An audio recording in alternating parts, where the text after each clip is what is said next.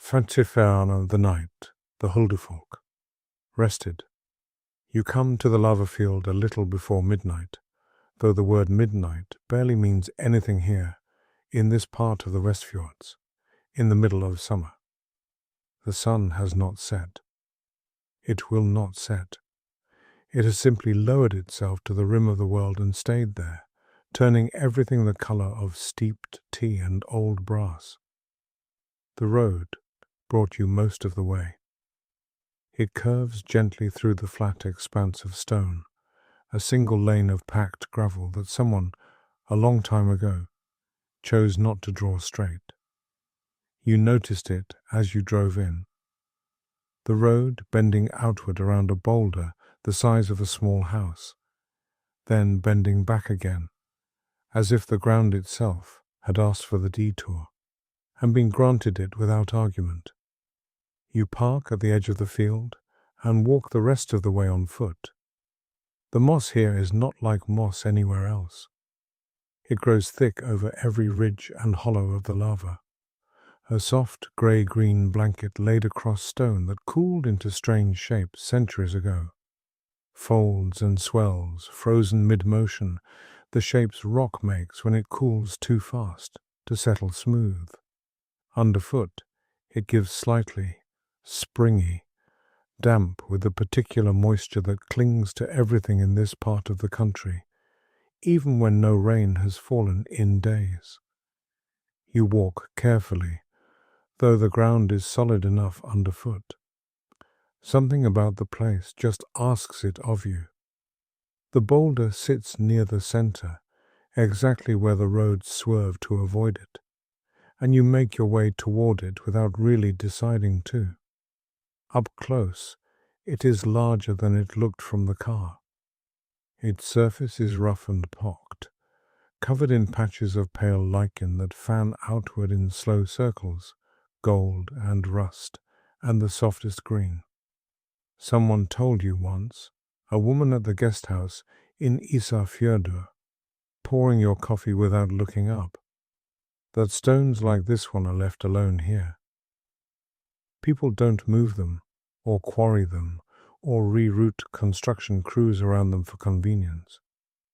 They build around them, the same quiet deference you'd show stepping past to someone asleep. She said it plainly, the way you'd mention the weather. Not a warning, just a fact of the place, spoken as simply as the tide coming in twice a day. You sit down a few feet from the boulder, on a patch of moss that seems to have been waiting for exactly your shape. The stone is warm at its base, holding the day's light even now, at an hour when there has technically been no day and no night. Only this one long, unbroken stretch of gold.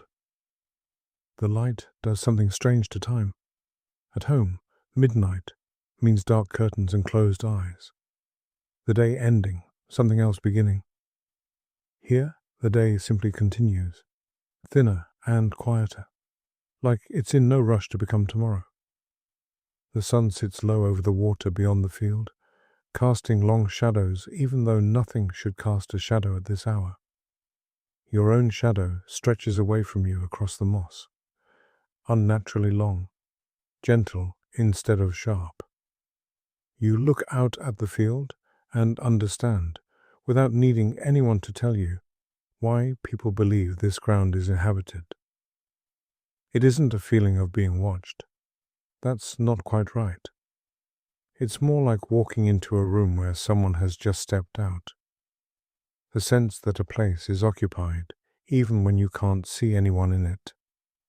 The huldufólk, the hidden people, are said to live inside stones like this one, inside the folds of lava and the hollows beneath the moss, going about lives that run parallel to the visible one, mostly unconcerned with it. Not ghosts, not spirits in the way other cultures mean the word, just another people, living quietly, asking only to be left where they are. You don't feel afraid of this. There is nothing here that wants anything from you. A bird calls somewhere out past the edge of the field, a single clear note, and then nothing. The wind moves through the moss in a long, slow exhale, bending it in one direction, and then letting it rise again. You notice how the lichen on the boulder catches the light differently depending on the angle. Silver, where it curves toward the sun, deep gold where it folds away. You reach out and touch the stone just to feel it.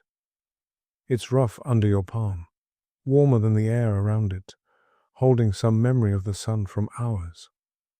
Or is it minutes ago? You take your hand back and simply sit. Nothing happens. You realize, sitting there, that nothing needs to. You had almost been waiting for something, a shift in the light, a sound out of place, some small proof that the stories were true. But the field doesn't offer proof. It offers only itself, moss and stone and gold air, a stillness so complete that your own breathing sounds loud to you, then quiet again as you slow it to match the place. This is what it means, you think, for a place to have been left alone for a long time. Not empty, just quiet, the way a room feels when someone's stepped out and is coming right back. The road curving around the boulder was never really an inconvenience so much as courtesy, decided generations ago by someone who thought this stone deserved to keep its place, and honored since by everyone who's built the road without needing to ask why. You find that you understand it anyway. Belief doesn't really enter into it. Sitting in this field, in this endless gentle light, you can feel the shape of a world where some things are simply left as they are, where respect doesn't need a reason beyond the quiet insistence of the ground itself. The moss under your hands is cool in the shadow of the boulder, warmer just past it, where the light still reaches. You shift slightly, finding a hollow in the lava shaped almost like a seat, worn smooth by weather or by something else, and you lean back against the stone. It holds you the way a stone shouldn't really be able to. Steady, unhurried, easy about your weight. You aren't a burden here, and you're not especially noticed either. You're simply a small, warm thing resting against a large, old, warm thing, and the field goes on being exactly what it has always been, whether or not you're in it. Somewhere far off, past the low hills that hold the fjord in place, the light shifts almost imperceptibly. Not darker, never darker tonight, but softer, the gold deepening towards something closer to amber. A few strands of cloud drift over the sun's low position and turn pink at their edges, before dissolving back into pale grey. You think of the people who might be resting somewhere beneath you right now, inside the folds of this old lava, behind walls of stone that have never needed a door. You wonder if they too get a night like this, a long, golden stretch where nothing is required of them, where the work of the visible world pauses and lets them simply be. You like to think they do. That tonight, whatever tonight means in a place with no real dark, everyone under this sky and under this stone is allowed to rest without asking permission. The wind picks up very slightly and carries the smell of the sea across the field. Salt and something green, something like the moss itself, a smell that belongs only to places this far north and this quiet.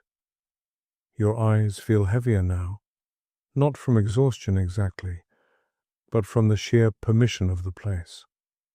Nothing to keep watch for, no conversation to hold up, nothing at the edge of your attention waiting to be done.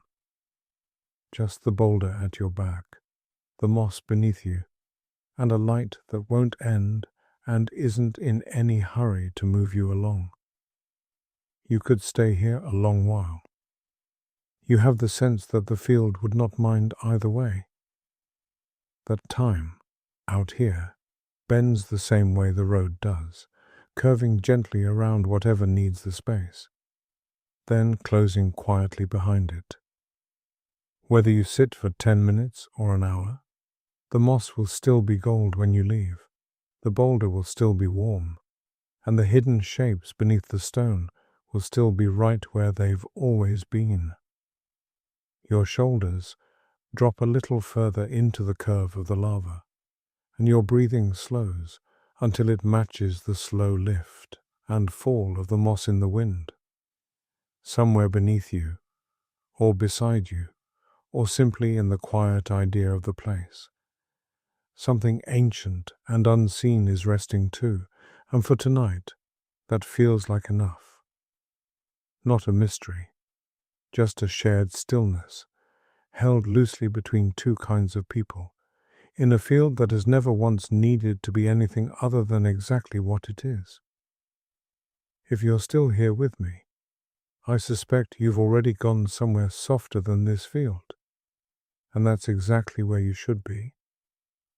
I like to think whatever rests under that old stone wouldn't mind sharing the quiet with you a little longer. Come find me again next time you need somewhere golden and unhurried to sit. Until then, sleep well.